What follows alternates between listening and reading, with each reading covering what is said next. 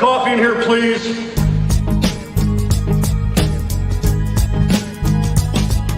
I didn't do that.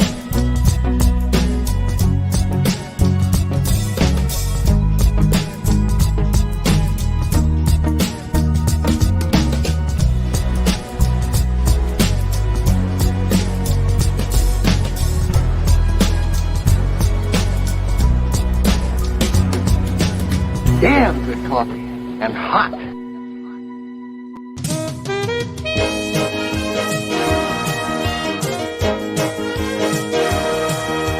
My dog is your mind's best friend. Wake up, America. You've got a dog that needs walking. That's right, sunshine. Just put on a big pot of strong coffee and get ready to type your little hate mail with your opinions about kumbaya and flat earth insanity. Stand-up comedy? You want stand-up comedy? Well, we've got sit-down comedy. It's time for Coffee with the Dog. You make me laugh. You make me laugh. What am I doing here?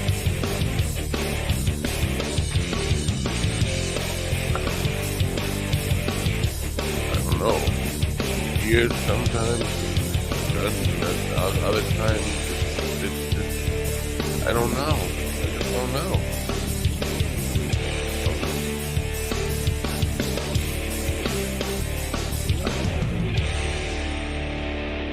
Good morning, you Wednesday whack-offs. It is Wednesday. It is Wednesday, March 6, 2024. Still dreary here. Gray, wet, damp. And let me tell you something. Sleep deprivation is a dangerous thing to play with. I still have not slept. I took a couple of edibles at 5 p.m. yesterday, and for some reason, these edibles almost act like amphetamines on me. I can't sleep at night. I'm up. I want to do things, but now morning comes, and I need to do things, and I'm ready to fall asleep. Anyway, that's my bitch of the day. What's your bitch of the day? We have a good show for you today. Comedy show. Comedy.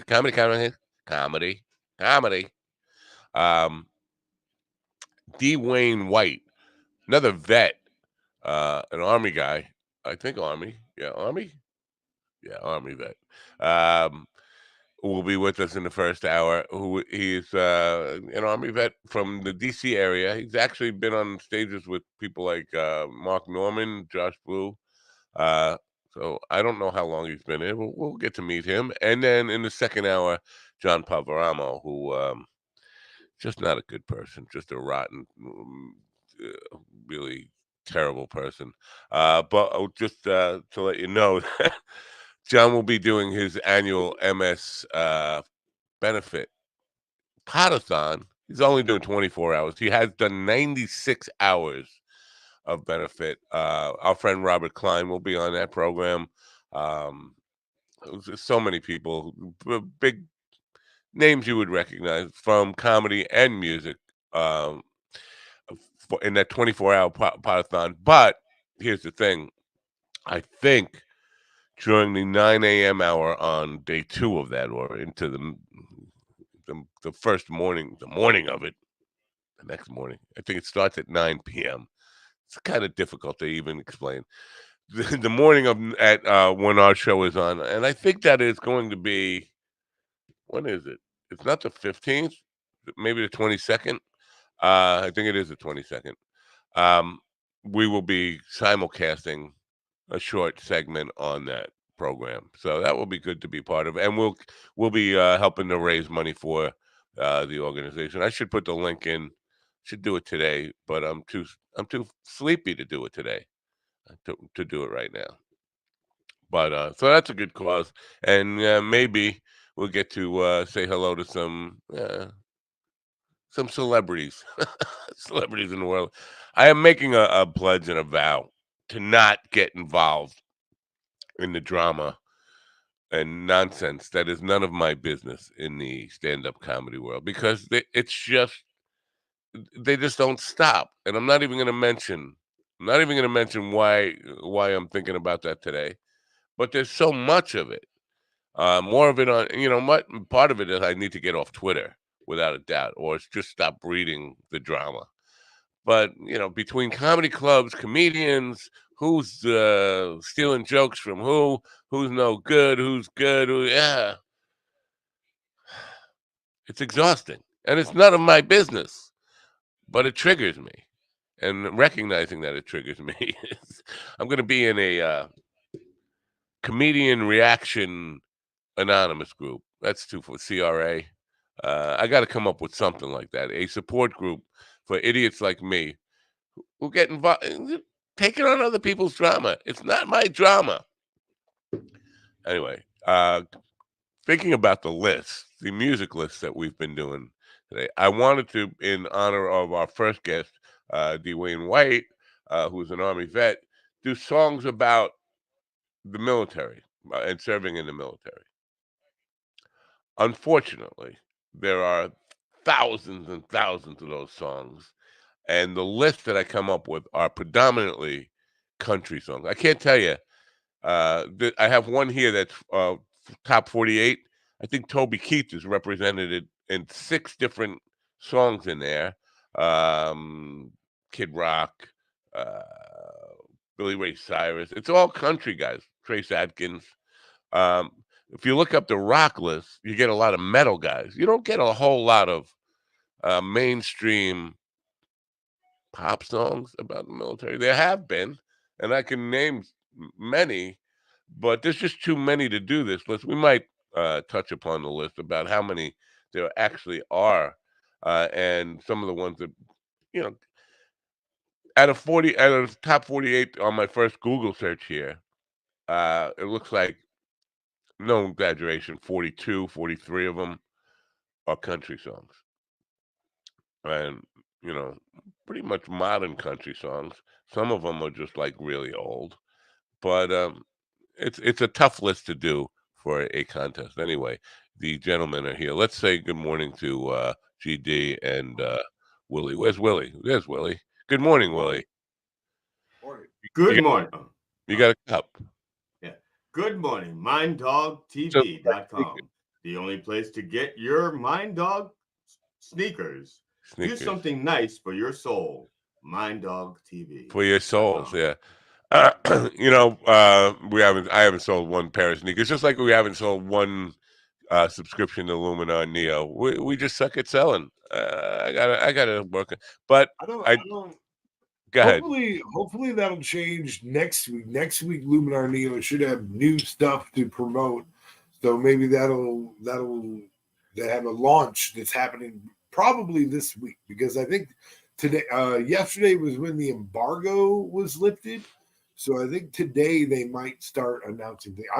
I should be getting an email.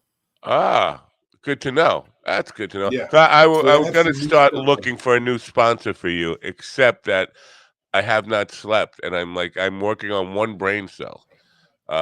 Usually I work on 2, but without sleep, I'm working on 1. And it's hard even then because they fight with each other. But the one, he just runs like on a hamster wheel. They are in conflict. I didn't catch most of the show last night. How did it go? A lot of heavy breathing. Yeah. No, I meant with the one with your one brain I know cell what you on a meant. hamster I know wheel. what you meant. Just anyway. Yeah, Lord and Lady last night. How did it go? Danica was very, very happy with how it went. Like after the show, she said like 2 or 3 times how happy she was with the episode. So that makes me especially happy, because I feel like if she liked the episode, I think a lot of people will like it. Happy wife. So you let her. Yeah. So you happy let her talk. life. So you let her talk. Yeah. Okay. A little more than usual. Yeah, that's true. And I don't know. It was fun. It was a fun episode. I do have to learn how to do that. Shut up. We all do. We all have. I mean, it is what it is. We're improving, but I don't know how. I'm in desperate need of a vacation. I really am. I don't know why. I keep saying yes. Here's the thing. Promi. Promi the Clown. Yeah. He wrote to me yesterday afternoon. Oh, I forgot about it. When's the next one? Tomorrow morning? Like he just say, oh, we're just here for him. We're just here. Like, I didn't respond to him yet. And then right wait after till tomorrow. Wait till tomorrow and say yes. The next one is Wednesday. yesterday. Yeah, next one is Wednesday. I'll say it on Thursday though. No, because then he'll be here next Wednesday. Or he doesn't. He won't have a link. I don't want to be mean to the kid, but come on, kid. You're a I'm sorry. You're not a nobody. You're somebody who most people don't know about. And you're looking for exposure. You want to make it in comedy. You can't be just thinking the world's all about you yet. Don't get an ego yet. But right after I dealt with that email, and I didn't write back to him, but it gets me worked up with these fucking people. Got one from, remember last week, Eric Gentry, who didn't show up, was a no-show. He wrote to me yesterday. Oh, I forgot all about it. Can I get on another one? Like, it just casually book these things. You should do a rebooking fee. Like you can book the first time for free, but if you don't show up and you want to get booked again, a rebooking fee. I did that with the authors. Like $5 or whatever. I know. I did it with authors 2 years ago, and it definitely helps. It helps make them show up. But here's the best one of all. Guy named Will Romero, who was scheduled on this program the day Barry Katz was on. He was supposed to be on the first hour. He was a no-show. I guess he forgot he was a no-show, but he also doesn't know how to work email very well. Email etiquette. So he wrote a booking letter to 48 comedy clubs around the country and included me on it, but didn't BCC everybody. He CC'd everybody. So all the emails were in the list and talking about how what a great comedian he is and all this stuff. And now keep in mind, there's 48 bookers, powerful bookers, gatekeepers on this email. I replied to all. I said, thanks for writing to me on an email list I didn't ask to be on. Actually, you were booked on my show November 23rd. You were a no-show, and it shows how reliable you are. If I were one of these 48 bookers on this thing, I would treat you like leprosy. And I said, good luck with your career. And then all these bookers started writing back, great one, Matt. And one more guy I don't have to look at. And so good for him. I mean, I hate to be revengeful like that, but come on, you got to at least remember that you fucked me over. Well, and there's a bit of karma in what happened there too. You know what I mean? Like you're not just being a mean guy. You're kind of serving the just desserts of the bed they fucking made. Yeah. So I don't expect Will to get too many gigs. You know what? I don't feel bad about it either. I mean, revenge is a bad thing, and it was a little vengeful. It was a little bit of a fuck you. It worked out okay for the nerds, though. Huh?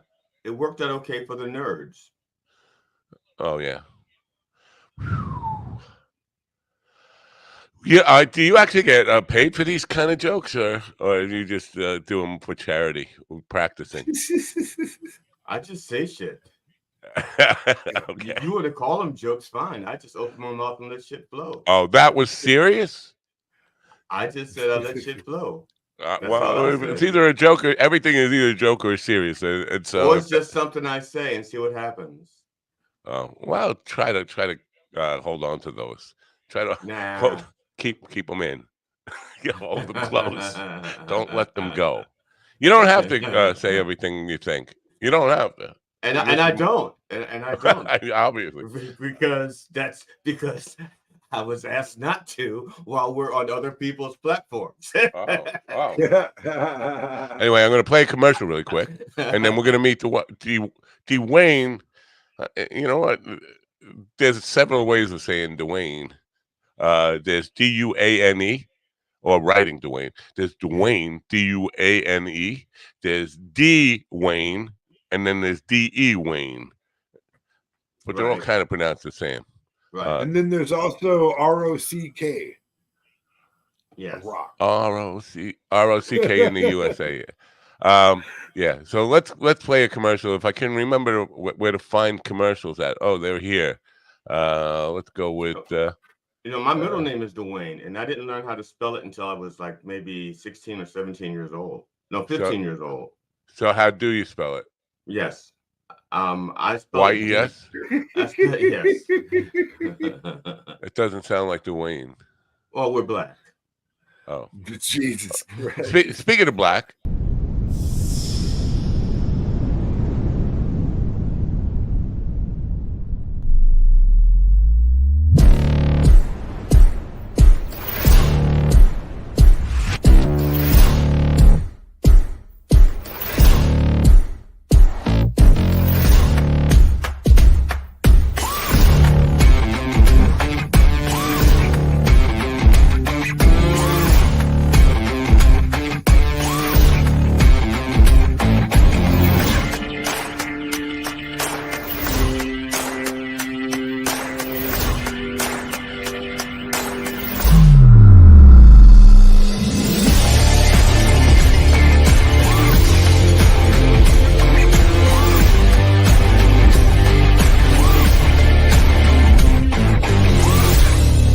These commercials, they give you a lot to think about. Is there a stock footage of cum in that? Like, no, it's that semen-y looking, and then it breaks through it. You want me to play it again? It's in there. It's stock footage of cum. That's not what that is. That's not what that is. What is it supposed to be? What's the ad for? It's not what that is. What do you think it's supposed to be? I understand what the ad. So, what do you think that's supposed to be? Am I wrong? I hadn't given it any thought. Matter of fact, I didn't even think about this commercial. Yeah, I certainly hadn't given it that perspective either. Right. No, you want to watch it again to see the cum? I don't even think about it while it's on the air, let alone after it's done. Once it's done, it's done. I don't even think about it. All right. I don't give it a second thought or a second coming. You didn't give it a first thought. No. Okay. Now this is a way to write a bio, by the way. For comedians who are, it's a little heavy and a little long, but it's effective because it's got a couple of key things in here. Dwayne White is quickly becoming one of the most sought-after comics in the scene. Hailing from Washington D.C., his no-nonsense East Coast demeanor seamlessly transforms into hilarity on stage. He draws on his experience as a combat wounded Army vet, husband and father, with a no-holds-barred attitude, with irreverent observations and infectious energy. Dwayne always delivers an unforgettable evening of laughter. He shared the stage with comedy heavyweights like Josh Blue, Mark Norman, and Joe Firestone. He's here now, ladies and gentlemen. Welcome in, Dwayne White. Good morning, What's Dwayne. up? Good morning, everybody. That's a great bio, by the way, and a lot of people can learn from that because you should always put the people you've worked in. It adds prestige to your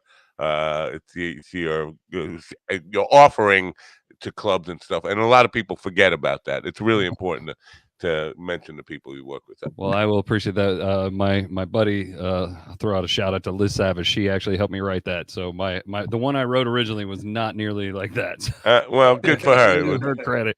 She helped me out. We sat in a train station in New York and rewrote that a couple weeks ago, actually, just a few weeks back. So let me tell you something about, because it seems you still have a little bit of military attitude with you, and then not that it's a bad thing, but it doesn't really matter in comedy. I'm talking about you writing to me, what time do you want me on in the green room today? Like, most people don't care about that. You're like really on time and conscientious about that. I want to make sure you're not sending emails to bookers. Yeah. Well, those are people who don't show up. People who waste my time. They book stuff. They sign up for a booking. They choose the date and time, and then don't show up. And even when I email them, they don't respond till a week later saying, "Oh, I forgot. Can I be on tomorrow?" Oh yeah, no, I deal with it all the time. I produce up here in DC, and I deal with it all the time. It's nerve wracking as hell. Yeah, Matt has a bunch of those types of responses just sitting in drafts, waiting for an opportunity to use them. Yeah. Don't so piss that off. Tell me about Dwayne. Is it? Do you pronounce it Dwayne or do you just say Dwayne? I just say Dwayne. Dwayne. Yeah, it's and it's great because yeah, GD, that's your middle name. Actually, yes, yeah. It's actually my middle name too, because my parents named me Shannon, and so I just like it wasn't good because they did drugs, a lot of it, and then here we are. So I started going by Dwayne in my teenage years. When my mother would get angry with me, or when she would get disappointed with me, I should say, not angry. When she got angry, she used the full name, but when she got disappointed, she would call me Dumb Wayne. Oh. Yes. I hope my mom doesn't see this because that's what I'll be from here on out. She'll just start. So, hey, I'm growing up. What's up? Growing up in DC, were you the only white guy in DC? So I didn't grow up in DC. I just ended up in DC. But I will say this. There's a reason that it's White Dwayne comedy. I do a lot of black rooms in DC, and I love it when I'm not like pictured on the poster because people get very confused when I right, like, Dwayne White. Yeah. Like, what's up, everybody? You're confused as hell. How's it going? Great. Now, is there a difference? Is there a difference between playing for a majority black audience than a majority white audience? Yeah. I mean, yeah, I think so. I mean, it's just you got to just bring energy faster. I think really? For a predominantly black audience, I think you just got to come out swinging harder, especially when you're like maybe the only white dude on the thing. But yeah, I just come out swinging a little bit harder and faster and get their attention faster. Otherwise, you're like, hey, get off. So do you come out and immediately say, "What's up, Matt?"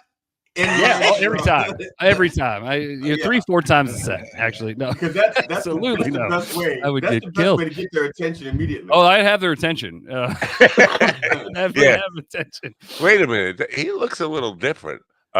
This guy, did he say it? No, I would never in a million years. I want to have a career. I mean, you would have a career. It may I not would be very I would be found on a lot of social media sites, but not. But you would do very well in the South. You'd be like in a Jeff Dunham neighborhood. You'd be like I think the people that would like me after that would probably not be people I want to like me after that. They would pay you. Yeah. No. So do you want the money? Do you want the money? Not that prestige? I've never thought about the that. white money. I've never thought about having a fan base that's just full of a type of people you can't stand. Like that would be a terrible thing to have happen. That would not be good. That's not the goal. The most popular comedian among pedophiles. Fucking what? No, that's not right.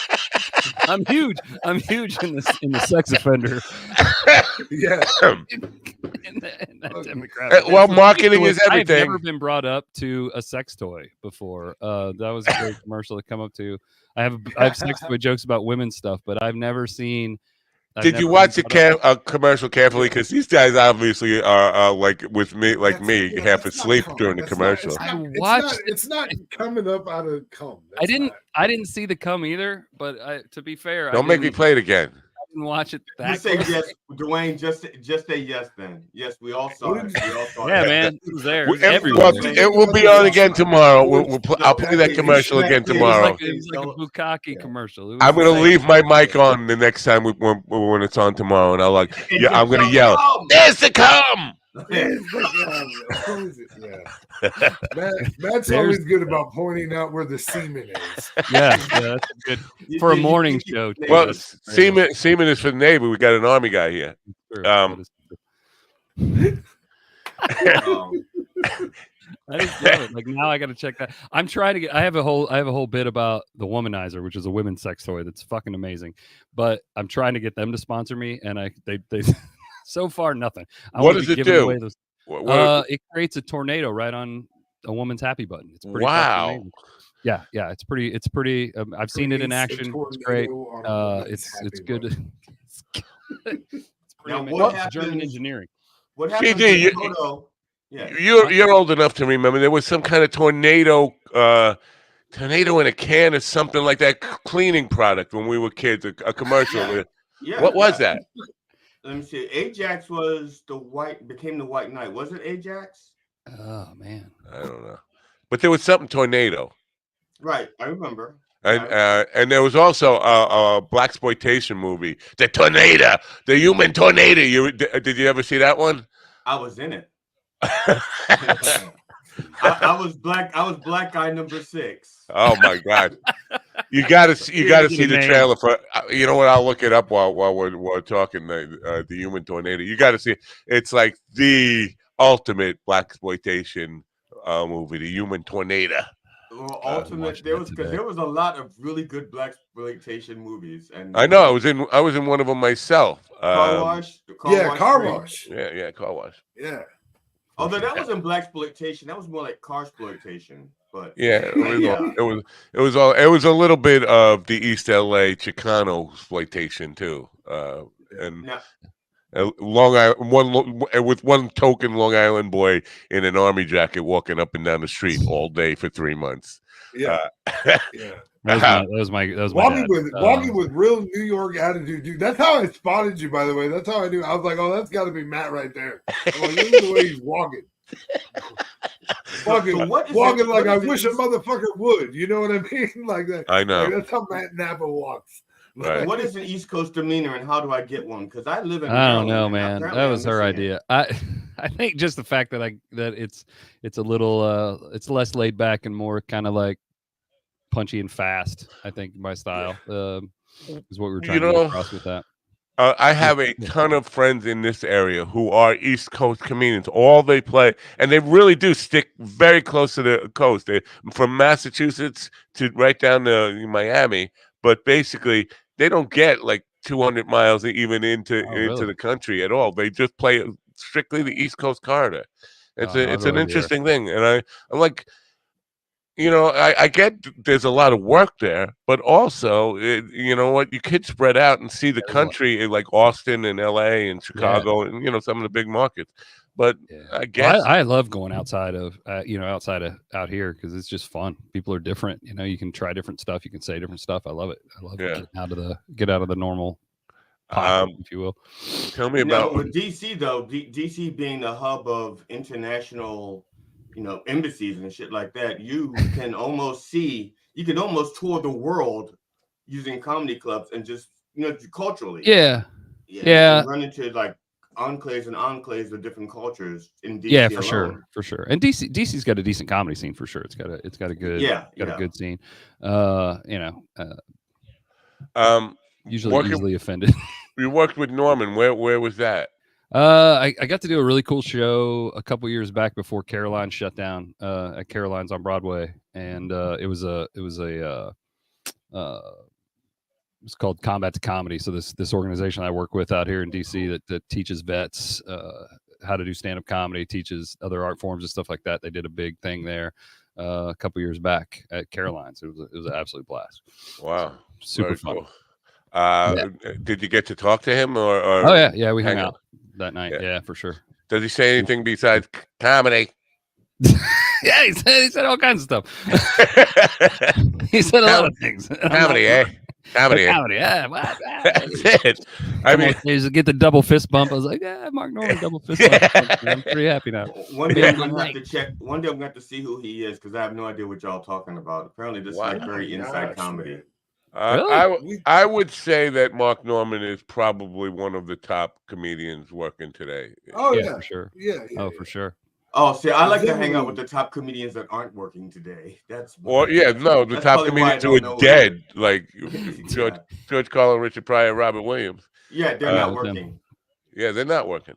You never know. So, are you booking yourself? Are you having to be the businessman and pretty much doing most of it all myself still.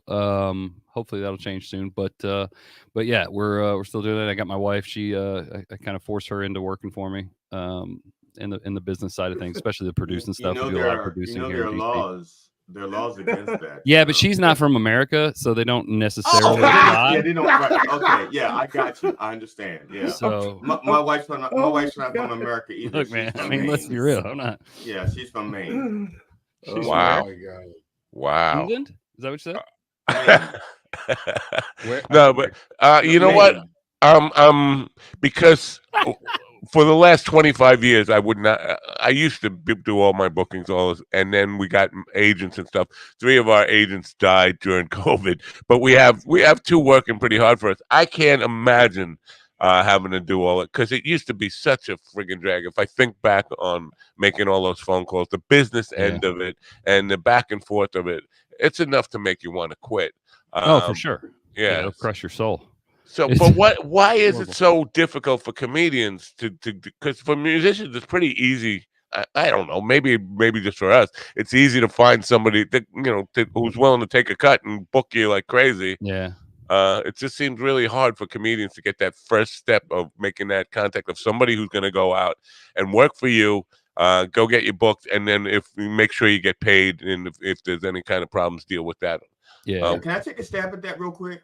You can take a stab at it. Ow. Okay, in music, it's like when you went to a record store, there were only 7 categories. So if you're a musician trying to get booked, you can say like, I'm a country musician, I'm an R&B musician, I'm a soul, pop, whatever. In comedy, it's harder. Even if you say I'm a storyteller or I'm a short form comic, even then with the individual styles of comedians, it's just really, really hard to get people to understand what you do. Okay, but I don't understand why that. I could understand why that might be difficult in getting bookings in the clubs. But like James James, the guy who gets us a lot of the Southern comedians here. But he's got all sorts. He's got all sorts of people in his category in his roster of people that he puts on. Send James my contact info. Well, I definitely will. I'll send you it. I'll send you it. He's a good guy to work with. He will definitely. Now, what do? You send out demo tapes and send out emails and stuff. I mean, and I got a few people work for me. Like I work a lot with this guy Jeremy Danley out of Bar Comedy USA. So I get to. That's how I get to do like headline gigs around like smaller venues around the country. Yeah, J-Dog is awesome. Yeah, love that guy. And a couple other folks that are trying. I think it's a weird thing. Like you in comedy, you got to get somebody to like buy into you and take that risk when you're not big enough for them to make a ton of money off of, or you're already big on the internet, and then they decide like, hey, I'll take a cut of this person's pay. Yeah. So I think I don't know. It's weird. Also, the part that a lot of comedians, I'm noticing that comedians get far less respect than anybody else in the art form as far in show business as far as what they deserve to get paid. Like clubs know that club owners and places know that there are 5 billion comedians to choose from, and these people are going to work for a hamburger and a beer. So for an agent to say, I'm not taking 15% of a hamburger and a beer. Well, then you go out there and find these four-figure gigs, and you can have. That's the problem with a lot of agents who are vegan. They're not going to do it for the hamburger. So you have to find an agent who was willing to get paid in the currency in which you're willing to eat. That's so. Right. I think how do you feel about chicken fingers? Exactly. I think you have to be pretty carnivorous to get in the business anyway. Right, because I don't eat beef and pork. So anybody that's feeding me at a place, any agent has to be willing to like eat chicken fingers or pizza. The this Judaism thing about pork that you got, it's you got to give it up. It's I know plenty. I did give it up. That's the whole thing. No, I mean I know. Meat, man. I mean. I know plenty of Jews who eat bacon and ham and cheese sandwiches. Yeah, you know what they call them? Happy Jews. Those are. I know. Yeah. I know. Bacon. Come on, bacon. Bacon is the most perfect food. Yeah, that's what my wife pretty damn says. Good. My wife loves bacon. Yeah, we have. GD, you don't eat any pork, dude? No pork, no beef. He's very Jewish. You can tell. What do you just eat? Chicken and fish? Beef. I don't like seafood, but yeah, I will do some seafood. Chicken, poultry. chicken and poultry are the kind of. Quail. He probably Well, eats yeah, quail. yeah. I say Hey, quail poultry ain't bad, because, dude. Quail ain't bad. Don't get mad. yeah, I say poultry like quail, Cornish hens, Right. turkey, ostrich. Waterfowl. Ostrich. You brought in ostrich? What? Who doesn't eat ostrich? Who doesn't have ostrich in their refrigerator? I have a lot of dead animals in my freezer back here, but And notice it's only the white guys that don't have ostriches. See, You're a hunting man, are you? Yeah. Dwight? Yeah, for sure. Where do you go hunting? I got it's up here in Northern Virginia. You can hunt with a bow anywhere within 100 feet of a house, as long so. Holy I hunt crap! in my buddy's front yard. If they had that here, you could have deer or white-tailed God, deer dude. all It's day insane. long because they come right up to my back door. Well, let me come by and I'll come say hello and take some off your hands. I'll send you flowers. They come up to Matt's door looking for weed. That's cool. Those And they get it. slower. They're easier to get. They have gotten it, so it is. Bro, you fed weed to the deer? What? No, here's what happened. Here's what happened. I was sitting in a chair in the backyard, and I was smoking a joint, and this deer came more up to me, and I just like jokingly went like that, and it just took the joint right out of my hand and ate it, lit. And it was a very expensive little piece of. It was like $30 How joint. did the deer react? That's what I want. He just stood there eating it like nothing. Like, I was like, it's on fire, you know. It's like not anymore. It started playing dominoes on his back patio is what it started doing, actually. Oh, that's a $30 joint, and the thing just gobbled it down on me. I was like, wow. But now Matt has a friend for life. Yeah, no kidding. The deer's coming up like, hey, what's up, man? You got any more? You got you got any more of that stuff? Start putting cocaine out there, man. Well, my deer is really fast. So you guys have seen Cocaine Bear, or did any of you guys see Cocaine Bear? I didn't see Cocaine Bear. It just sounds so crazy. I know. It's really good. It's actually really good. Come on, man. It's a real thing that happened. Stop. It's not a real really thing good. that happened. It's a movie that should not have been made. No.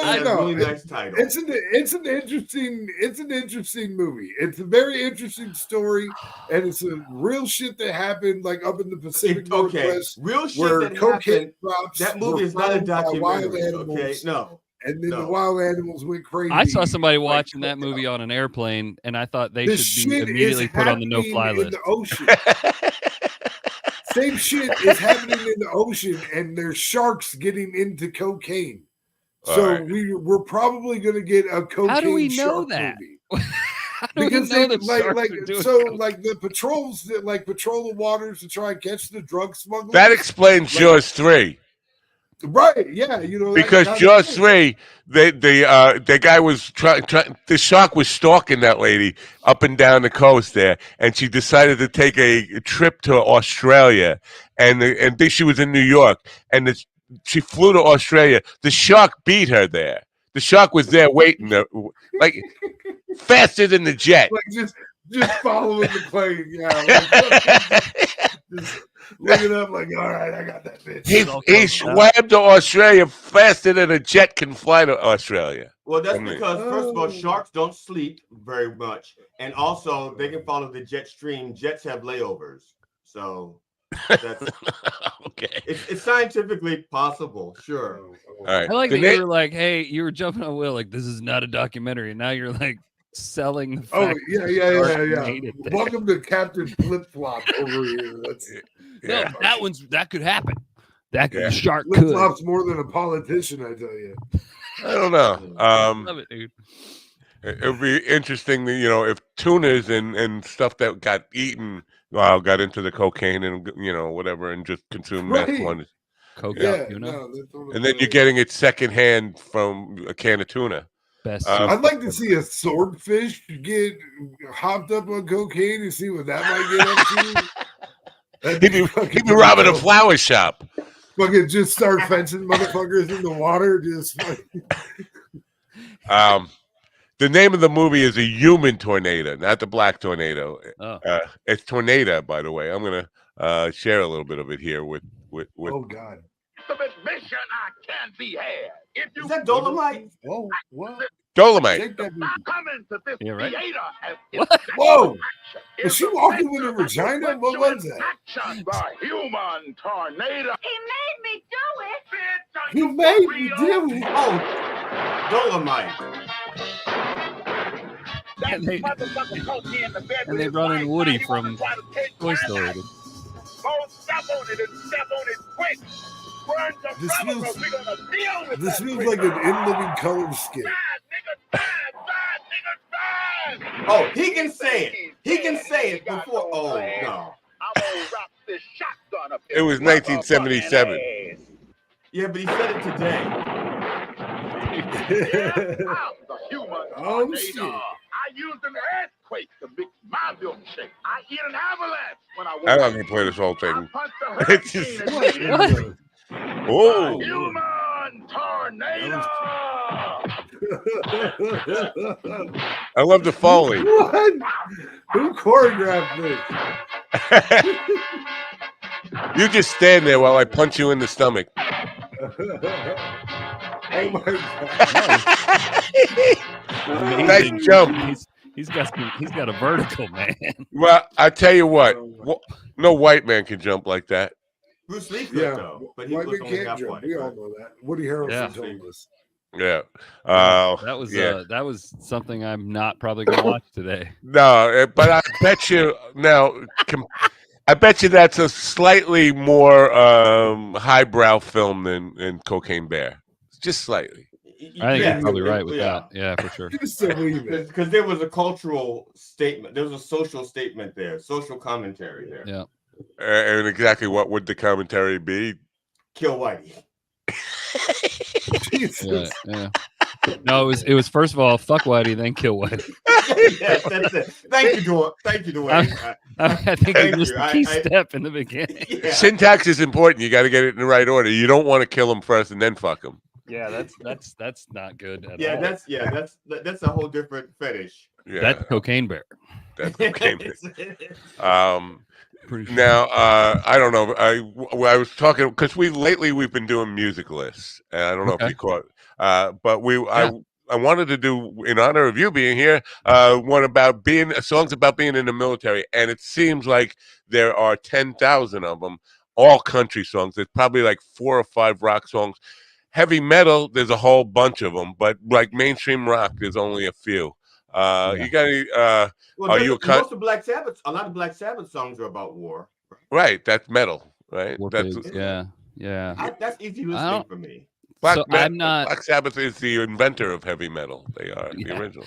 I don't know. I mean, I do listen to some country, and this true story. I had Toby Keith's. You were making fun of Toby Keith, and how he had 27 songs of 48 of them on there, or whatever it was. It was a lot, but I did have one of his songs playing in my headset when we crossed the border into Iraq in 2003. So Wow. you say that, I was like, yeah, that kind of Was it courtesy of the red, white, and blue? Yeah, that was playing. Yeah. See, I can the issue, the imagine only that. thing with Toby Keith is, and a Well, lot of these The country only, guys, the only, No, There's plenty of things. with his patriotic songs, I mean, Yeah. is that all these guys who are writing these heavy military patriotic songs, none of them served in the military. I mean, it's kind of weird to take that position of Well, because none of us would ever write that shit. We would never do it. We'd be like, yeah, I got it, fine. I don't even like standing up at Mission Barbecue at noon when they play the damn national anthem. I'm like, I've done my time. You know what I mean? Yeah. But like, yeah, we would not write that stuff. But like, I mean, back in the day, it was cool. And his dad was in the army, and stuff like that. But it was back then when we were all pissed off and we were all like, yeah, fuck, don't mess with us. We'll come jack you up. It was a different time. You know, Yeah. you know what I mean? But yeah, it gets now it's like, it's almost so, it's such a trope now. You're like, okay, I got it. Yeah. Woo, Yeah. soldiers, we got it. Thank you. You're welcome for my service, kind of thing.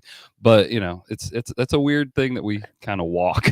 Yeah. Well, There are people who are like Zach Brown. I just found this out by somebody who was a guest on the show. Zach Brown has been active military up until 2 years ago in the Navy. And they made him retire. Like, you're too big a rock star now. You got to retire from the Navy. Get out. He was wanting to put in his 20 years. But He's there in are like legit Navy or like the reserves? legit Navy. He, like deployed lots of times. Yeah.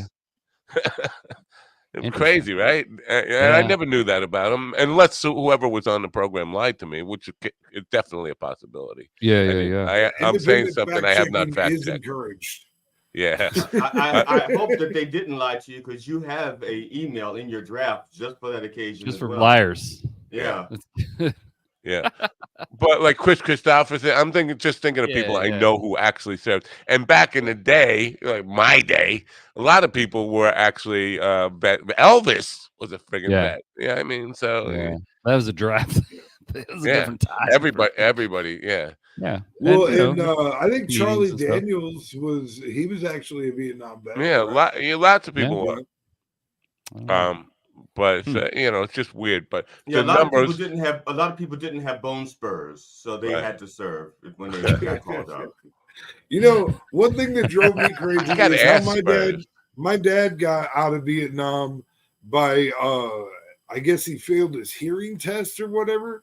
But this motherfucker could hear me and my sister whisper about him 3 rooms away. So like my guess is that he like botched his hearing test on purpose. That's an easy one to fuck up, right? Those are easy to fail. You just keep hitting it. Yeah, like the Ted Nugent one was the way Ted Nugent got out of service in the draft was classic, though. What did he do? He shit his pants. He shit himself and just sat in it. Okay. I would have thought that would have got him like sped through the line. He was trying to get a Section 8, basically. I'm crazy, and just shit his pants and sat in it. Wow. Yeah. Well, I couldn't even get out of the hole in prison that way. He got out of the draft? What the fuck?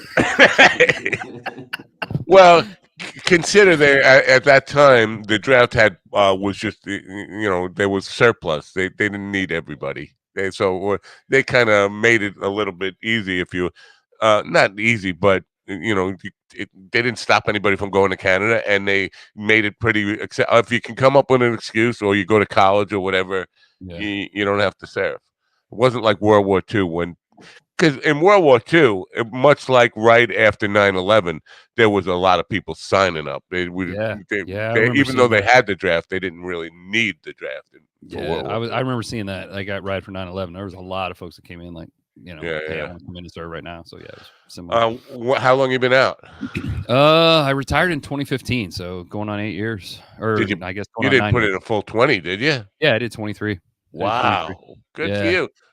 Yeah, went in when I was 17. Wow. So much like Reed Metcalf, who is out in Kentucky, he's doing comedy now. But you have some kind of at least some Army pension kind of coming in. No, it definitely makes life a little easier than like if I was a 22-year-old sleeping on everybody's couches. It makes it way better. But yeah, it's that, and between that and disability. See, what's going to happen now? Because there are always, when people find out a way to succeed or to do something a little bit better, it takes a while for it to catch up. So like 20 years from now, there are going to be a bunch of comedians who are all the comedians will have been vets who are now like retired so that they can have money coming in while they're starving as a comedian. And so all of comedy humor is just going to be about how they were served in the military. That's good. That's good. Because it's very relatable to the other 99% of people in the country. Yeah, that's exactly. But that's what's going to happen. Hey, you remember in Basic? Like, no. Okay, cool. That's good. Yeah, it's like having one. It's like having one popular person named Beyonce, and then every other black child from the next 20 years will be named Beyonce. Even the boys. I think if they do 20 years to get a pension so they can be a comedian, they need to be in a mental hospital already. Okay, comedians. Right. See, I didn't. Yes. Comedians. Fair. Right. Okay, you make a fair point now. When you were in the service, were you thinking about when I get out, I want to be a comedian? No, actually, I wanted to be a comedian since I was a little kid. Like honestly, like 8-10 years old, I remember. That's what I wanted to do, and I was just too young to get into any of the clubs in Dallas. When I was in Dallas when I was a teenager, and I was too young to get in to do any of the open mics and stuff like that. So, and I just went in the Army and didn't think about it. and it was weird. I was actually talking to my kid. My kid was getting ready. My oldest was in high school, and we were talking about career, and I was pissed. I didn't want to do what I was doing. And I told him one day, I was like, hey, I want to be a stand-up comedian, and I never tried it. And I was pissed. So I was like telling him, follow your dreams, do what you want to do. And then I walked into a Starbucks up in DC, and there was a flyer for this organization that I work with now, Armed Services Arts Partnership. They're like, hey, are you a veteran and you have you ever wanted to try stand-up comedy? I'm like, Jesus, this is like a Ron White bit. This is crazy. Yeah. Like, yeah, it's of course. And so, yeah, I felt like I'm going to be a hypocrite if I don't try it. And then, yeah, I tried it and got hooked, and here we are, so it's crazy. Any interest in doing like a radio show? Because one of the guests I've had on my evening show runs a network for vets. He has a bunch of radio shows, people, and basically offers the opportunity for vets to have be a DJ or have talk shows on his network, and he's always looking for volunteers and stuff like that. So shoot me his info for sure. I will. I got to look it up, but I will. With my aphasia, I don't remember my wife's name. So I got to look it up. That can be very convenient, actually. Yeah. That's good. Yeah. And the woman that's in this house now is not the wife. Who are you, and why are you in my basement? Yeah. Or if you get caught with somebody else, you're just like, oh, I thought it was you. I didn't know. That was my dad. My dad had dyslexia. It's pronounced dyslexid. That was my dad's excuse. It's pronounced dyslexid. What disease do you have? Philandering. Make it easy. Yeah, he had a meandering penis. Yeah. Yes, A wandering Willie. It was a different time. It was a different time. That's in Europe. That's over in Iowa, but in Baltimore, it's called the meandering penis. The meandering. We're the city that reads. Yeah.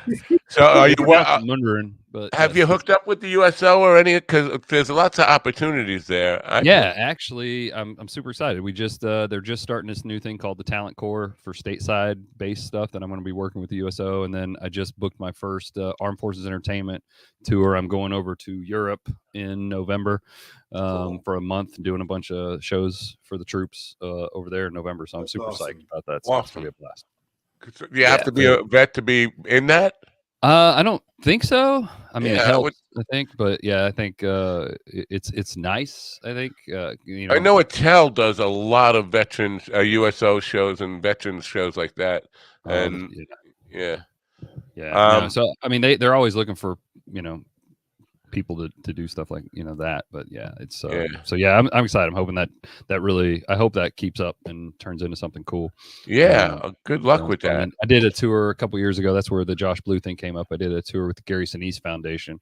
We did we did a 3 legs tour to a bunch of different bases and stuff like that throughout the US. It was a great time too. So it's fun. I love performing. That's an ironic usage of 3 legs. That's great for the lieutenant. Well, it was great because the other dude on the tour was a veteran friend of mine, Adam Keys. He's a triple amputee, and then with Josh Blue, and finally it clicked like the 4th show. I was like, I'm the fucking service dog. That's why they brought me. And I loved going after Adam because Adam would go up and he has, he's literally got like 1 arm and he's standing on prosthetic legs and everything else. And I just go up after him and be like, I just want everybody to know, like, I have a Purple Heart too. Like, hey, what's up? 3 of them. Just don't let the extremities fool you. I'm just saying, like Adam has had 400 surgeries. I got 3 stitches. So 400 surgeries. Holy crap. I don't know how many. He's had over 100. He's had over 100, but yeah. Wow. It's a lot. It's a lot. But yeah, good dude. You should have him on. He's a great guy. It's an awful lot of ex-military who become comedians, and here's my two sweet spots are trans comedians and ex-military comedians. Well, you're gonna have those two are going to combine soon, and well, we'll get Chelsea Manning on the show someday. Right? I think honestly, comics and military folks have such a similar mentality that like kind of dark humor, that whole like we can we deal with horrible shit like like by making jokes and laughing at stuff. So I mean, it makes sense, to be honest. It's a pretty good fit, for military folks in the comedy world. So very cool. I think that's why. That's a good observation, without a doubt. I mean, because I also had, and this was an eye opener for me. I had an author on who talked about the value of art and creativity for the warrior mentality, and he was talking about where it all comes from back in the day. I mean, back in the day, long before any of us were even thought of, rituals like drumming rituals before tribes went into battle and stuff like that. If you start talking about ball cupping and stuff, I'm going to be upset. But I think there was a little bit of that, and there was no forced ejaculation machines in the day, so any pictures have come. They weren't stock photos. You had to take them yourself. This is how long ago I'm talking. You had to recreate the scene every time. And you had to bring your own. It was yesterday's show. Yeah. Yesterday's show was pretty interesting, I have to say. But yeah, but the whole idea of art being a great way for warriors to kind of deal with the insanity of war and all that stuff. Yeah, for sure. Well, and all that stuff. Yeah, I mean, all the things that go on in the military and stuff. I mean, it's pretty amazing. Like everybody, and I even joke about how there's no room for creativity in the military. That's not true. I mean, there are so many creative people out there, and that's why I love this organization I work with. Again, Armed Services Arts Partnership. I'll put a plug in for them, but they teach all kinds of art forms, and that's the whole point. They're like, hey, it's not therapy, but it's therapeutic. So they teach like drawing and painting and acting and storytelling and writing and all those things. Stand-up's kind of their cornerstone where they started. But man, it's so cool to watch vets come, of all different generations.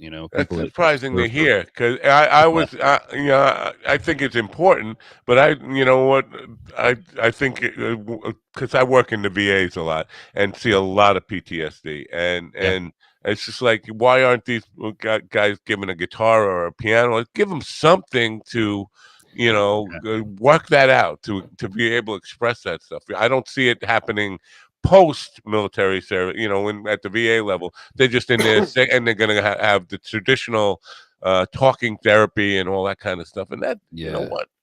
You could talk to people. Helpful. I mean, I was so happy to find this group and the community that it has and everything on top of that. And you see people come in, take one class, and then they'll take another, and it's a very tight community, and it's great. Super cool organization. So I see a lot of PTSD after one of my shows usually. Yeah, I can understand that. Generally, every morning when we're done here, I have to go to therapy. Like. Right. I'm surprised that you can pick up on the PTSD that close to the traumatic event. Yeah. Well, I'm sort of immune to it myself. It's basically reinforced every day. It's the problem. It's like as soon as you start to feel better about it, he comes up with I got another gig. Let's go. Revenge worked out good for the nerds. Trauma recognizes trauma. Yeah, the Revenge of the Nerds joke was a pull. It was a joke, right? You're on my side. Good. See, that was a joke. There was a Revenge of the Nerds joke at some point. That was early. It was before I was on. I was just watching. Let's just kind of cut the baby in half and call it an attempt at a joke. We'll split the baby. Attempted joke. Listen here, Solomon. Matt is turning to Solomon, the wisest host on babies. Yeah. What about festivals? Are you getting involved in festivals at all? Are those valuable for you? Send me $150 and I'll look at your tape and tell you no. Yeah, no kidding, right? No, I've done several. I actually enjoy them, even if they're bad. I've done some good festivals. I've done some bad festivals. But even the bad ones, I mean, I just kind of go in and look at it like, hey, this is a networking thing, like a conference. Or, I look at it like someone would look at like a plumber going to a conference. Like, hey, I'm going to meet people. And every festival, even bad ones I've gone to, I've ended up getting work from, because you meet people from different places and stuff like that. So it's, I enjoy them. Some, like I said, some are better than others. Some some feel like just a glorified open mic, but some are amazing. And The only problem I have with them is that I'm trying to let myself not get sucked into comedian drama because it's none of my friggin' business. right. But there are too many of these festivals that are starting up as a way to rip people. And listen, it's not just comedy. The entire world does not want to work, so we are seeing a proliferation of scammers in every kind of way. Anybody can think of what can I do to people? Send an email to get them to send me their bank account number. But it's in the comedy world. It's I'm going to start a festival and charge everybody $100 to submit, and I'm only going to pick 5 people out of or 20 people out of 100. I already know who I'm picking. Yeah. I mean, I think there's a few good pages out there that kind of let you know what festivals are legit, what are crap, and I mean, you can kind of get a vibe. I mean, but like when you first start, like you don't know what's good, what's not. You're like, oh, this is gonna be amazing, and then you're like performing for 4 people in a somewhere, and it's like this sucks. But I should start a service. I got to think of how the technology would work, but where comedians will upload their demo tape, and you send the booker to that link, and we can actually see if they actually viewed it or not. Because I have a feeling if you just send them something, send them a DVD or send them even a file link. Well, if you send them a DVD, I think they're going to think you're 150 years old at this point. Yeah. Right.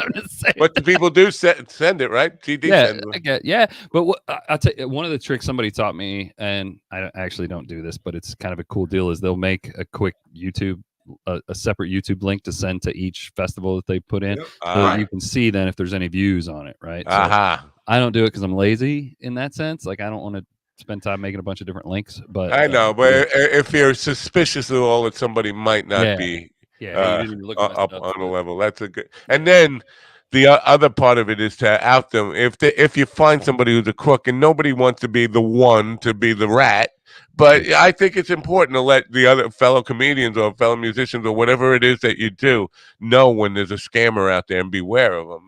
Yeah, for sure. It's a difficult thing.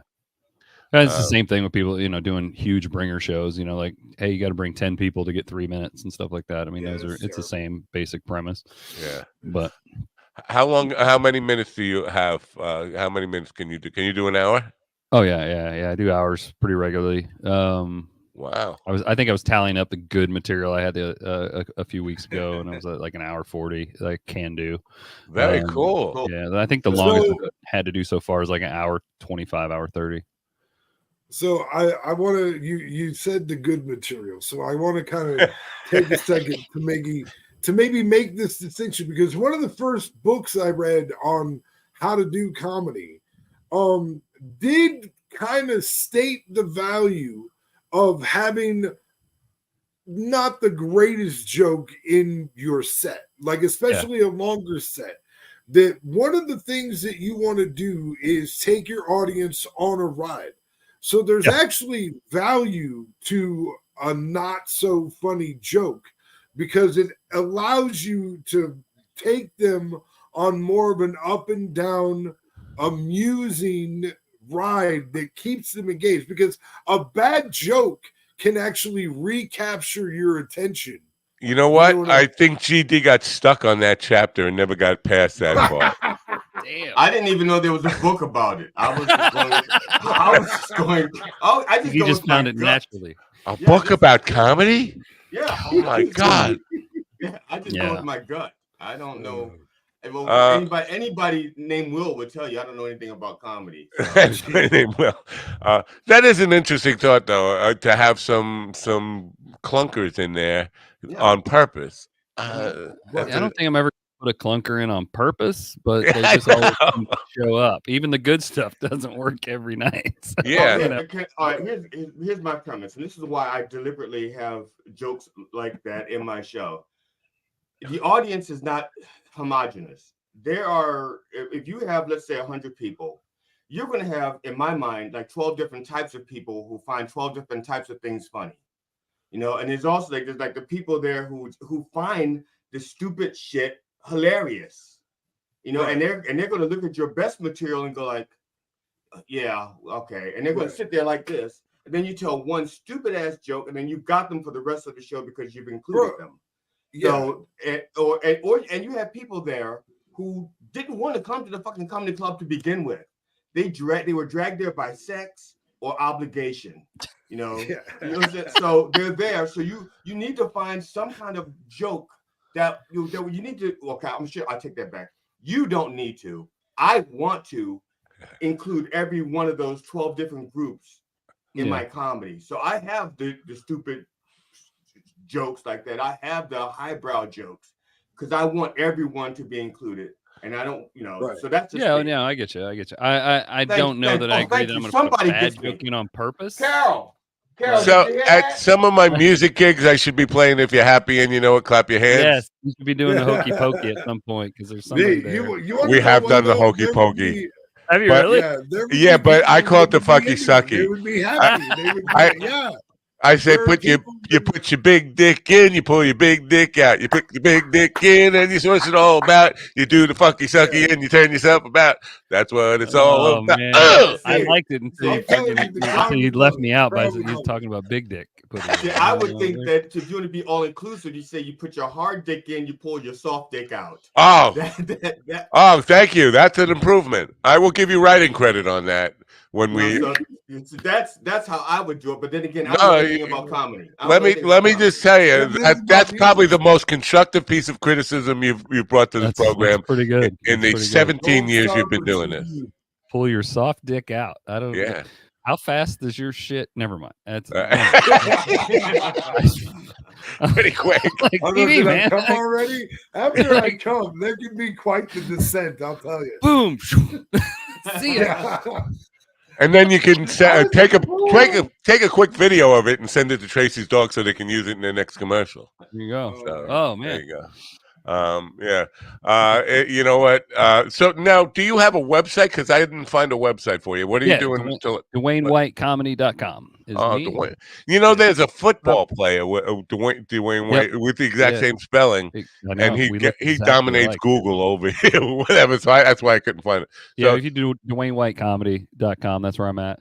All right, I will put that link in the description so people know. You got stuff coming up this week, or this week is cool. I'm doing some private stuff up in Jersey and stuff, but I'll be at the Grizzly Pear in New York Sunday night at 10, and then I'm headlining the Idiot Box in Greensboro, North Carolina on Friday the 15th. Those are the two that I'm really plugging hard right now. Wow, busy. You're good for you. Where's what's the place in New York? Grizzly Pear down on McDougal. I didn't know it. I don't know it. Yeah. Anyway, if it were close by, I'd come to see you Sunday night. Sunday night at 10.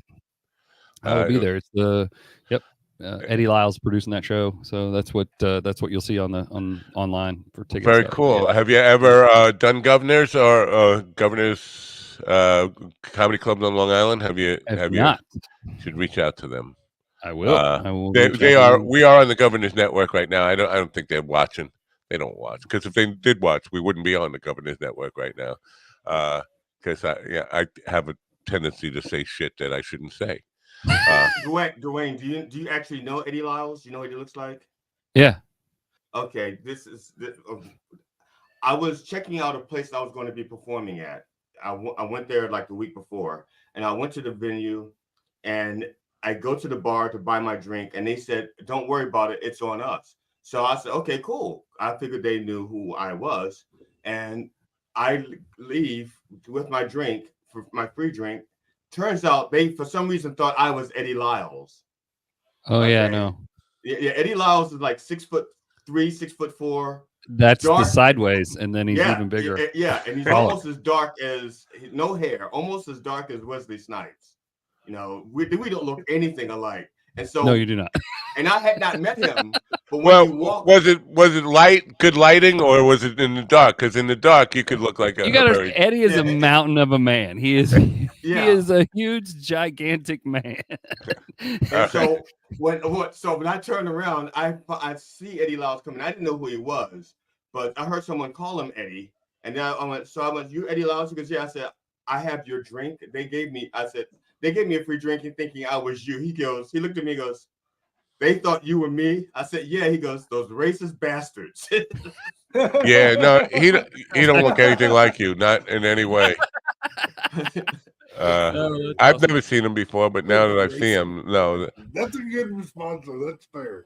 Yeah, Wow. that's hilarious. terrible. Yeah, he produces a show on Sundays at the Grizzly Pear there on McDougal Street. So Very that's where I'll cool. be Sunday. Lancaster, Pennsylvania, Saturday. Yeah, doing some fun stuff. Yeah, Lancaster, Pennsylvania. How far is that from Westminster, Maryland? It's a 90-minute drive for me. Wow. So you get there, go to his show. So there you go. When is it? Saturday. Saturday. If you check out DwayneWhiteComedy.com/shows, I'm busy that Saturday. Yeah. Which Saturday? I'm busy that Saturday. Yeah. Is that the 9th? Yeah. That's Saturday. Yes, the 9th. Yeah. Anyway. Well, it's been a pleasure to get to know you here. Listen, please come back sometime.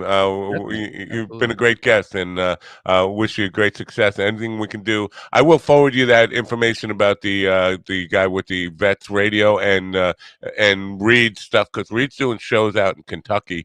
He's a former what do they call it? Not medic. He was an Army doctor, battlefield doctor, but now he's doing comedy, and he's got a kind of a resort type of place in Kentucky doing shows out of. So I'll be out in Kentucky in April, so that's perfect. So, yeah. We're awesome. Cool. Well, good luck and thanks for being part. And please do come back. We'll do, definitely. All right, thanks. Thanks for having me, guys. Bye. Yeah. Dwayne White, folks. Good stuff there. Really good stuff. Yeah, great guy. The deal, I wanted to highlight this, give Willie a little pat on the back here from the deal. The deal, we'll see. The one and only we'll see. Did you change that to the one and only we'll see? No. Just the one. Just the one. The one we'll see. Made a great point on bringing the audience to up and down ride with laughter. Sometimes it can be exhausting. So because there have been shows where I walked out of there, even though I had a good time, my face hurt, my sides hurt. Yes, it's like I love that though. That's my favorite complaint. If I hear people bitching about their face hurting when they leave, that's my favorite fucking complaint. There's got to be something like a pill for that. It's not like headache. Because when I went to Stanhope and I had a 3-hour commute back home on the train, it was hurting the whole way. And it's just like, man, it's torture. It's like TMJ or something. There's got to be a way of making you, making yourself aware of that. You're smiling too much. Let your cheeks down. Relax your face muscles a little bit. Because in the moment, you're not thinking like that. But then when you're done, it's like torture. You're like, oh, man, what is going on? Anyway, so we're not going to do any song lists today. It's a shame. Okay. It's just a shame. You guys got to go. Don't you have to go? Yes, you do. I do. I have a doctor's appointment. My wife told me I should let you know I won't be here tomorrow. Oh, I'll be here on Friday. Another funeral? Mine. No. No, it's a medical thing, but to be honest, I'm suffering from penis envy. Once I found out that you had a drill to make your holes bigger, I felt like I needed to do the same thing. No, you don't. I'm going in tomorrow. I'm going in tomorrow to get like a hole enlargement. Talking about PTSD and flashbacks. Holy crap. No, you don't need to do that. Nobody needs to do that. There's got to be a more it's not a need. It's a want. I want to do that. What? Bro. It's not a need. No, you know what? I'm going to go trade in my coffee for a cranberry juice just for the prostate problem. That's part of why I'm staying up late is the prostate thing too. Is that why you're going? You're going to get a finger in your ass and they're going to say cough and all that kind of stuff? No, they don't do that. They don't do that anymore. No, and that was the whole point of me getting. That's the whole point of me getting a woman doctor. What am I paying you for? Come on. No, they use my urine. They don't stick the fingers in the butt anymore. And that was the whole point of me getting a woman doctor. If you pay extra, what will they? I guess I could. I mean, the last time I had a finger in my butt was with like a bunch of people in the room.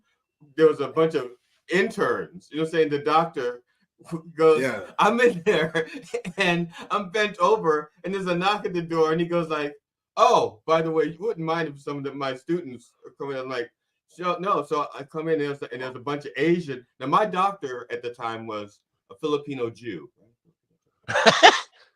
Why is that funny? Why do the idea of a Filipino Jew make me laugh? Yeah. So, but he had a wicked sense of humor, and he and I used to like laugh all the time when I would be like, my exam would be like 10 minutes, and we'd spend like 30 minutes laughing after that.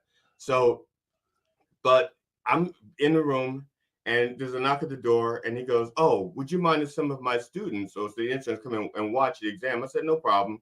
So he opens the door, and there's 5 Asian guys, 5 Asian men, all walk in, dressed in their little lab coats. And so I'm bent over the table with my ass out, waiting for the fingers. Because I have my doctor use This is a great visual, by the way. I have my doctor. Back then, I had my doctor use 2 fingers so he get a second opinion right away. And so I'm bent over the table.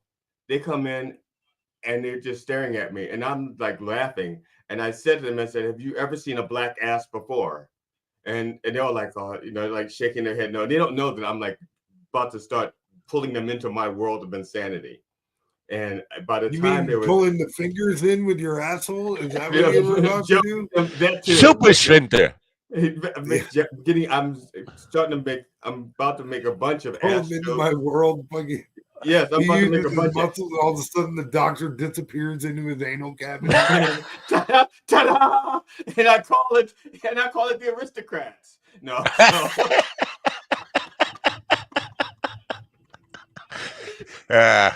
Well, at least you help me find my keys. We'll drive my semi out of here. You know that joke? I just tell the punchline. I don't bother with the setup. Yeah. The setup's not important. It's just the punchline that's all matters. Anyway, get to the punchline. Yeah, I'm gonna go get some cranberry juice and be right back. So you guys, you just do what you do, and all right, you do what you do. And be well. And we already have a cancellation on tomorrow anyway, or a reschedule for tomorrow. I don't know what that's all. Yeah. I'll see y'all on Friday, and I'll let you know if I'm dead. I'll let you know what my doctor says. Either way. What about Friday? Friday. Will you be here Friday or Friday?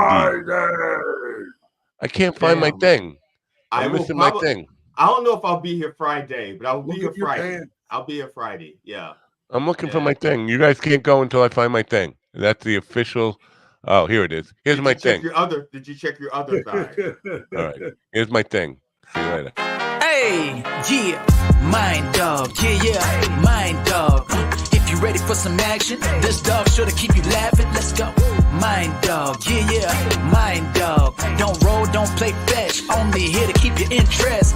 This is the show that you've been missing, full of comedians and musicians, plenty of interviews, entertaining. Keep it funny, there ain't no debating. Call the man, you never know what they gon' say. Bean Flicker Kelly and Whiskey Dick Willie Conway. So authentic and straight raw, pushing the limits when they talk, doing it live when they stream. Mind Dog TV, yeah, so crazy, getting intense. The dogs are wild, better beware before you hop over the fence. Mind Dog, yeah, Mind Dog. If you ready for some action, this dog sure to keep you laughing. Let's go. Mind Dog, hey, Mind Dog. Don't roll, don't play fetch, only here to keep your interest. Let's go. Come have coffee with the dog. Hey there, I'm Mr. Geronimo, product manager for Tracy's Dog. What is Tracy's Dog? Well, for $50, we send you a high-quality sex toy right to your door. Yeah, $50. Are our toys any good? No. They're f***ing amazing. Yeehaw! Each toy is made with body-safe silicone. We are constantly evolving and innovating our product line. They are built for one thing, to shake your world with orgasms you ain't never seen before. Do you like spending $100 for your sex toy? 80 of it goes to retail. What about bumping into your family while at the sex toy shop? Good taste. Get the pleasure you deserve without broadcasting your secrets. And think of all the money we're going to be saving you.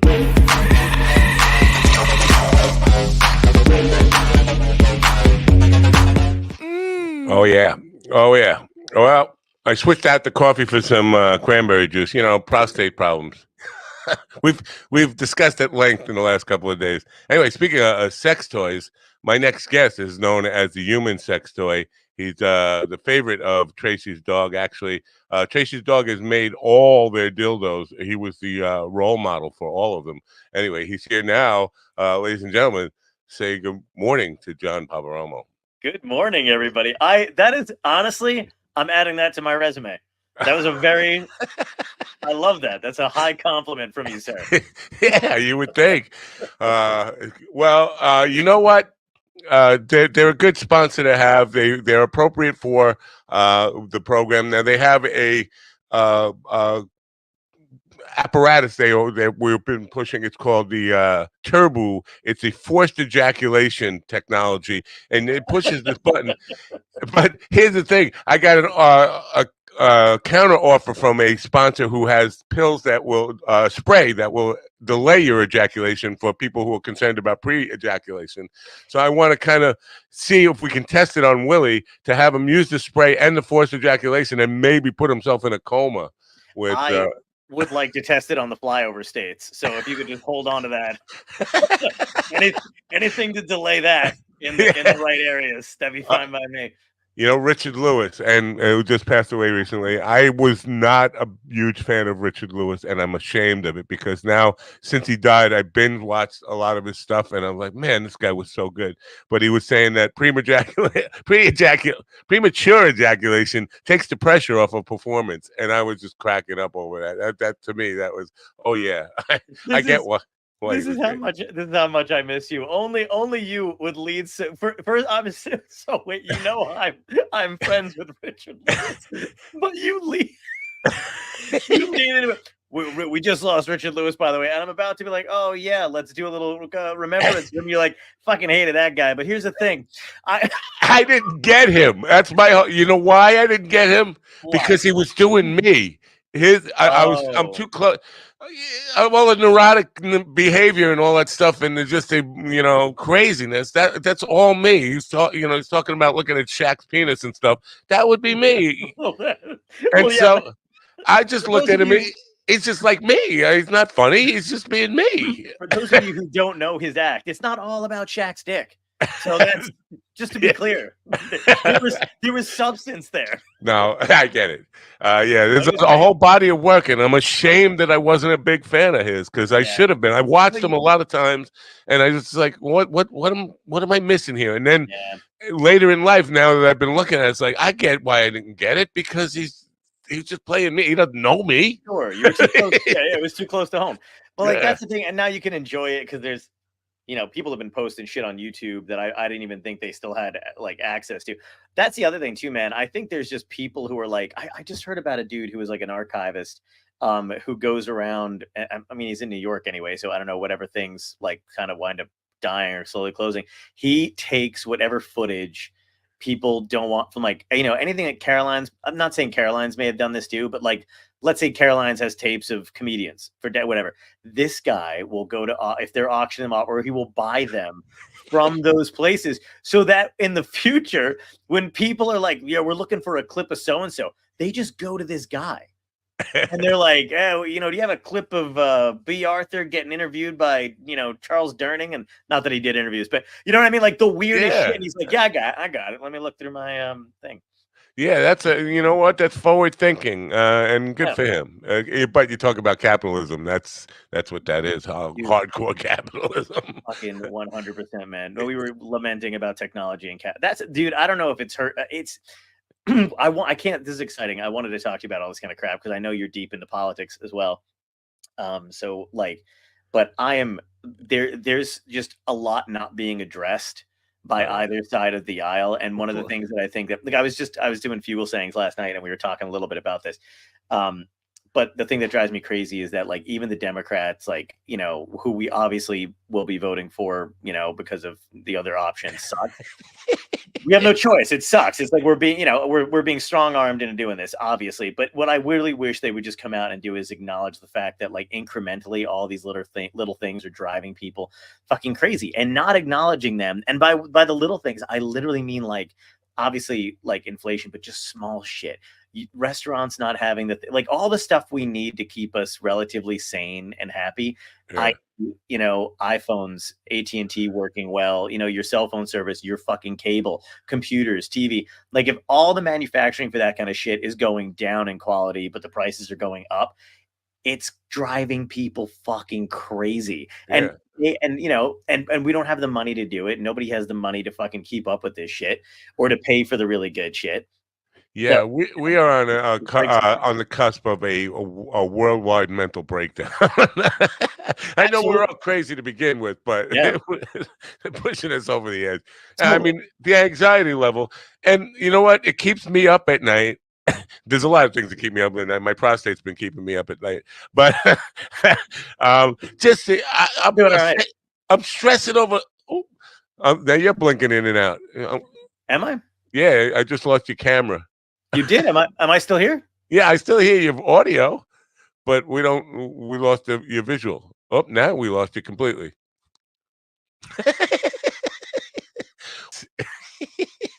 Technical difficulties. It's the gremlins, man. That is, I just sent you a picture of what it said. I have been using, how long have we been using StreamYard? I've been using StreamYard since the beginning of the pandemic. I've never seen, I swear to God, somebody's fucking with us. It said, oh, snap. Something went wrong while displaying this webpage. Never in the 3 years that I've been using this shit has that ever happened. And I know. I think I have an idea why it might have happened. Somebody, because I have multiple users on my account, and they're taping other segments while we're talking, and you know what? Not caring about the live show and the whatever the one that pays the bills here. Yeah. The flagship show. Yeah, you're the flagship show. Yeah, exactly. They should defer to you. Right. But what I was saying was little shit is keeping me up at night. I'm having anxiety about stuff like I shouldn't care about at all, like issues that don't affect me, but are keeping me up. Like, what am I gonna do about it? I feel like the world is counting on me to do something drastic. Yeah. No, I know what you mean, but also like I don't know if you feel the same way I do. They're so like okay.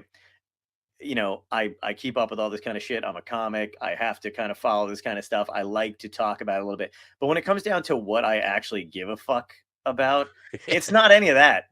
It really and I always feel like sometimes I see shit affect people I know so deeply and so personally. And I'm like, do you have nothing else go? Like, don't you have a favorite TV show you can just watch? That's why I think the little things do affect people and get people crazy, because you can talk about global events, but I don't give a fuck. What am I going to do? Like, it's horrible. I will acknowledge that. I have empathy. That is terrible. But I know, or at least it trained my brain to know, there's a limit to what I can do about shit, right? Yeah. So like, it doesn't really affect me in that I won't be like, there's some people I know who are affected by just everything, where they're like, oh my God, I watched the news. Something so sad happened. I can't eat. I'm like, I can still eat. Why are we going out? I can still do it. So I just, that stuff goes over my head. Well, as a person who's not a stand-up comedian, I allow myself to get drawn into more stand-up comedy drama than anybody in the planet, and I don't know. I don't know why I even let it bother me, but it does. And every week, every day, it seems like there's something else going on. Like it's just wrong. It's just wrong on so many levels. Yeah, it's comedy. Yeah, you have comedy. Yeah, no, I know. Well, that's just it though too. Like that's an industry in and of itself. Like I'm okay. That's something that will kind of tick me off, because I truly, and I know I should want it. Like I should be so lucky to have these fanatics that make YouTube 3-hour-long YouTube videos analyzing me, the guest, what I said, a glance I may have given another comic that might not be friendly. I should be so lucky, because I'd be rolling in fucking money, right? But I also think that these are like sycophant, like to get a fucking like, how are you this? Not you, but not you, but like but like I literally I don't know these guys, but I do see them when I scroll through my YouTube channel or my YouTube page or whatever, because they're just like, there's this one Indian dude that I know. I don't know him well or anything like that, but like I just know he'll be like commenting constantly on Bert Kreischer and Tom Segura's shit. And like, so the feud between Tom and Bert is heating up right now. And I'm just like, dude, my guy, fuck up. Like, are you out of, but like, then I look at the views, 75K. So obviously people give a shit, not me. Yeah. Where is it? Come on, I got it. I'll share this with you right now. Stand by. Comedians who are funnier than Segura. I get it because I started this as a goof just because Tom's all the shit with Tom Segura punching out on the porch, but I started it as a goof and it got such a reaction, so many hits. I started putting out reels like that and just kind of I was even saying in the reel, I could care less about Tom Segura. I'm doing this for your clicks so that you will comment and send hate mail to me, hate comments, so that YouTube algorithm sees I'm getting engagement, so they push you more. And it's ka-ching. I'm using you the way Tom Segura is using you by punching down on the boards to get more traffic. And they still come. Yeah, it's so fucking smart though, dude. I'm telling you right now, I'm phasing out of the entire game. I can feel it because I have an unbelievable amount of resistance to doing it. I should make clickbaity shit probably. I should do whatever. I cannot bring myself to do it. And I know that is I've had a couple different management teams or whatever tell me not even clickbait shit. They're like, don't do that. And they're like, but you really have to up the ante and post every day and comment on what you're doing and all this other shit. And I try, for a while. I think you've probably seen it on my for a while there. I was posting stand-up clips and doing the graphic stuff, and then posting, I always post episodes of the podcast, but then clips of episodes of the podcast, and I'll do that for a bit, but then you just get tired. You realize I'm doing more of that than I am doing I'm still going out and doing stand-up, but it does become this overflow, right? So I just don't want to do I don't know, man. I don't want to do it. And I know it's no fun. It's no fun. That's why I've turned to AI. And I know there's a whole lot of fear about that or political opinions about it and all that stuff. I don't care. Because I go back to being a club musician and drum machines were coming in and DJs, and they were going to say, oh, all these things are going to kill us. We're never going to work again. And I said, well, learn to use them and then go along with the flow. And that's what I think AI is basically we're at the cutting edge of where if you apply some creativity to it, it could be fun. And it's a lot less work. So if it will make my work less, because I don't fucking care about the money. I honestly don't. But I have to pay the bills. For doing this, there's some bills involved, and I want to at least pay that. Yeah, no, I know what you mean. I wish I am now.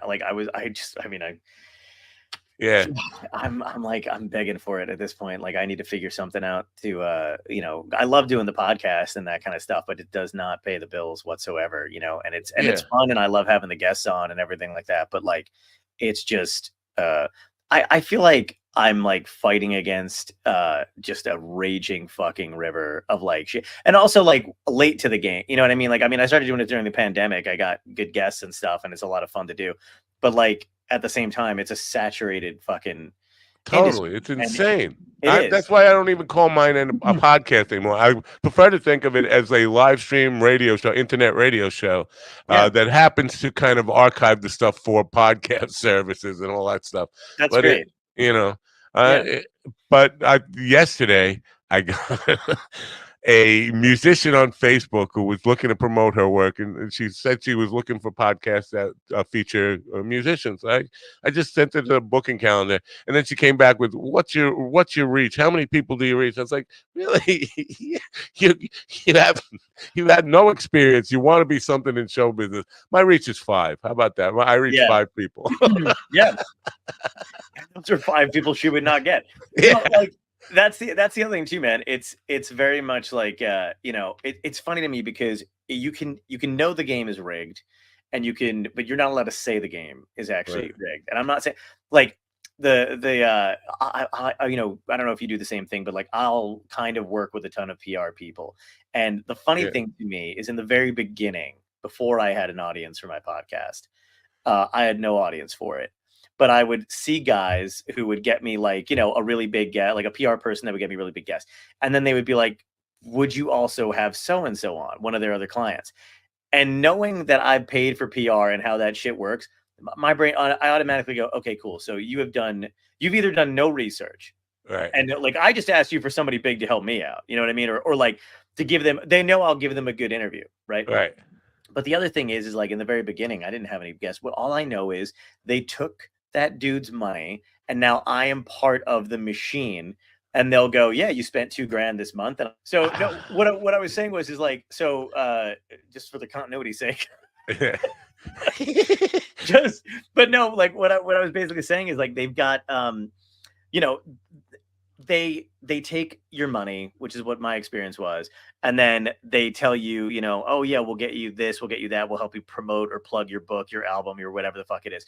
But they don't do any of the things. So they'll be like, we're gonna get you on this podcast, but the person who's paying doesn't know the reach. They just paid like it's such a fucking, so if you address that and say that, like if I'm like, yeah, it's I'm talking and I'm like, I know, you know what? You know what I mean? It's a frustrating thing to know. You know, the thing is, it's like it's a frustrating thing when you've looked under the hood of something and you see how it works, but no one will acknowledge it because you get like you're like it really doesn't like matter, like, but then you know you're also telling the world that somebody's job doesn't, you know, so you're like, yeah, I actually had a publicist offer me a cut, like this was that long ago, like 6 months ago, and I said no, I don't want it. I've known all along that you are charging these people big money to be on my show, and probably lying to them that about what my reach is, or whatever. But no, I don't want that money because I could take that money, but then I don't know what you're telling them, and I feel like I'd be part of the lie and part of the machine too. Yeah. I feel bad about it. Here's the thing about me though. I will take the money. So give like cut me in at this point. No, but like but like the weird thing is like I love that like I've had big guests come on and their representation actually do the due diligence and they'll just go, we just want them to have a good interview so we can shop it around and we know we've gotten like good feedback, whatever. I'm like, that I totally respect.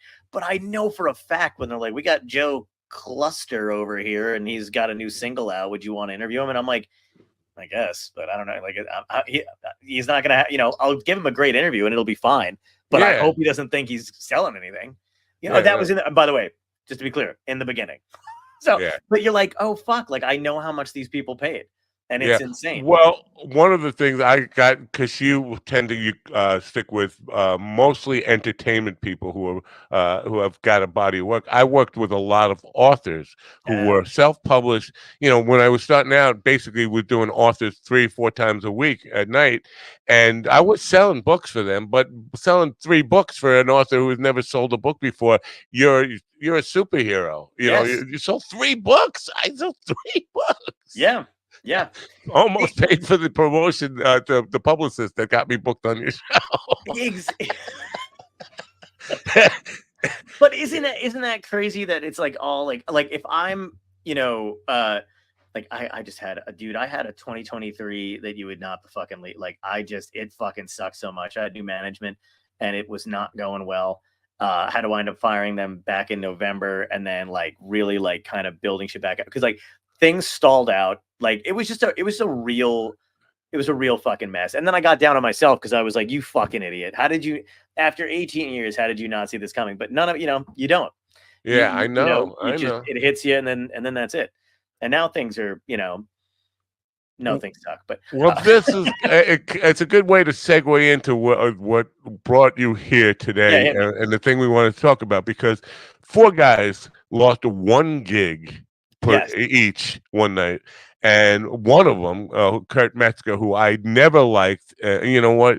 That's a personal opinion, but I don't like him as a person. Have you met him?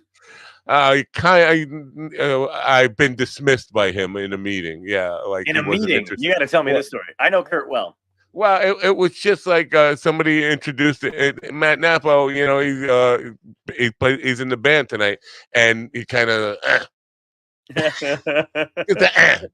So I was like, fuck you. You're too big to fucking acknowledge me and say hello. I'm surprised though. He's usually very, very nice. Oh, Like, I am. I don't know. You know, if some people have an off night or whatever it is, but I've known Kurt for a very long time. That's true. Some and people have an off night. And he's also legitimately one of the best comedy. I mean, like this dude, like, is, if you have him in a writing room, like, you can, like, he's super fucking funny. He gets shit immediately. He can build stuff up. He can, you know, take a premise that basically almost anybody gives him and make it funnier. So it's like, he's legit when it comes to that kind of shit. He's an antagonist on the internet.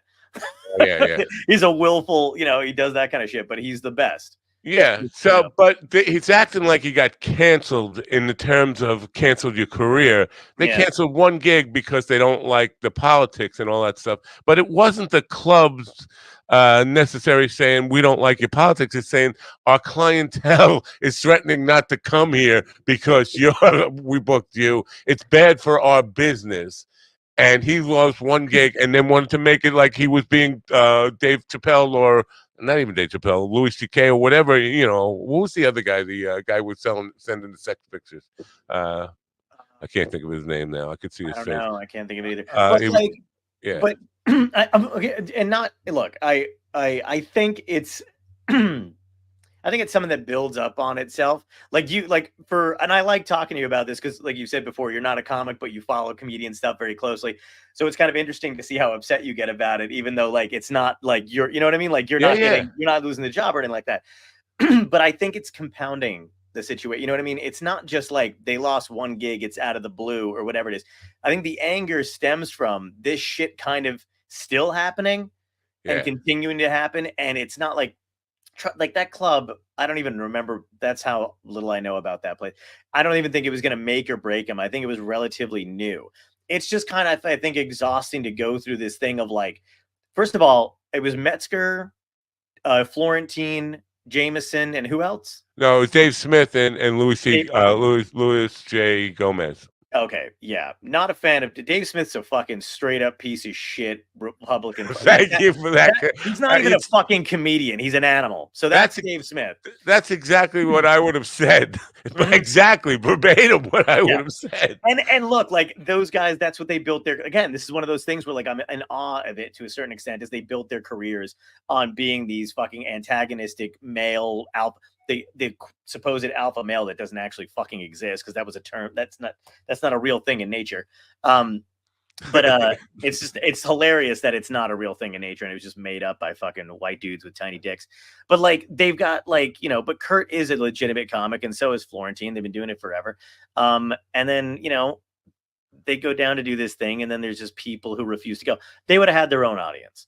They would have sold out no matter where they were. You think? In Seattle, I don't know. I mean, I know that town pretty well. Is it? I don't. Like, is it a small? Like, I mean, maybe it's a small, very insular town. It's so hippie. They are definitely remnants of the 1960s hippie movement there. Well, then the other thing is, like, why not? I mean, I guess if the club didn't want to pay them or whatever the hell it is, but why not have them there and let the market? You know, that's another thing too. If these people are such, like, Kurt and the rest of them are capitalists to a certain extent too, so let them free market fucking decide, right? Well, exactly. Here's, if I can finish exactly my scenario, my perception of the scenario here is that they gave them plenty of time to book another night. Some of those people, Louis J. Gomez booked a room across town, so he in Tacoma. So yeah, good for him. But also, their position politically is that you know, we want businesses to be able to not sell to black people if they want. That's definitely whose position is that? Well, it's kind of Metzger is kind of on the side of gay people. You know, the baker with the gay thing, and basically when asked about how it compares to, you know, race, then. It's all the same thing. But... No, I'm totally confused now. So wait, did he say something? Because I know what you're talking. Yeah, about. he was on Rogan. They were talking about the gay baker thing, and and he was basically taking the baker side. If they don't want to sell to homosexuals, they should be allowed to not sell to homosexuals. Okay, that's fucked up then. That's a contradiction. Like that's a double standard, some bullshit stuff. But that's. You know. So for a comedy club, you would say, and the comedy club wasn't saying we don't want you for because of your political beliefs. They're saying we don't want you because our clientele doesn't want you because of your political beliefs. We don't. It's a business decision. Lost them again. Right in the middle of. Did we get another oops? It's a StreamYard oopsie night. If another oops, but yeah, I you're could just saying the keep going. clientele. Yeah, no. But they don't want you. No, I mean, I agree with you there. We have the same sentiments there, man. But that's another thing too. I think then, I think if Kurt still, I don't know. I haven't talked to him, but like if Kurt still holds that position where the Bacon can do what he wants, I guess in Kurt's mind, he can then also shit on the club and complain about it. Like that's equal opportunity offend. Offending. Like if he wants to bash the club, I don't think he's acting like he lost his career over it or he was canceled from it. But I guess he would probably say the same thing. He'd probably say they have a right to do what they did. I have then a right to trash their sensibilities and and whatever. So I agree with that. But here's the last thing that makes that kind of a little bit moot. At the bottom of the letter, because he posted the letter, it said, if you have any questions or concerns, please contact us directly. We'd be happy to discuss this with you. Now they sent him this letter in private. He made it public, so and then bashed them publicly. Where Jim Florentine said, "Okay, this is the I'll call them up and